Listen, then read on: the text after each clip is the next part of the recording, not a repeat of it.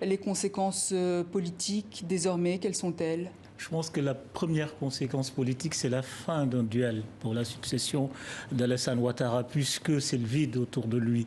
Les deux hommes, ces deux premiers ministres tour à tour qui menaient cette bataille pour la succession d'Alassane Ouattara disparaissent. La mort met un point final à une séquence politique, à une bataille politique, à un duel.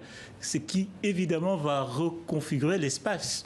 La question de la succession d'Alassane Ouattara reste... on revient à zéro, point mort. Tout est possible. Je pense qu'il ne va pas y manquer des ambitions qui vont émerger. Donc je pense qu'il y a une sorte de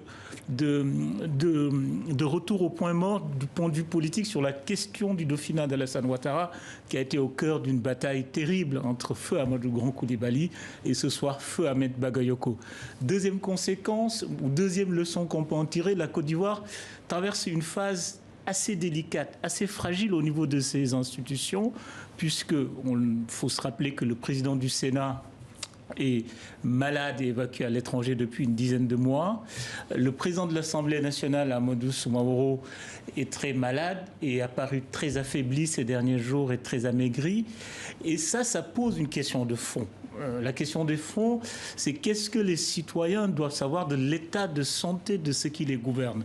Certes, la question de la santé est très tabou en Afrique, dans les sociétés africaines, mais on peut considérer que, connaissant la trajectoire de la Côte d'Ivoire, c'est devenu un problème politique. Il faut toujours rappeler que le père de la nation ivoirienne, le président ivoirien Félix Houphouët-Boigny, est mort au pouvoir malade, ce qui a laissé un vide. D'ailleurs, les racines de la crise politique ivoirienne actuelle trouvent source dans la disparition brutale de Houphouët-Boigny. Et là, deux premiers ministres qui disparaissent en 8 mois, il y a de quoi se poser la question, comme à un moment donné on se l'est posé sur la question de la transparence et de la déclaration des biens au moment où le Premier ministre entre en fonction ou un président de la République.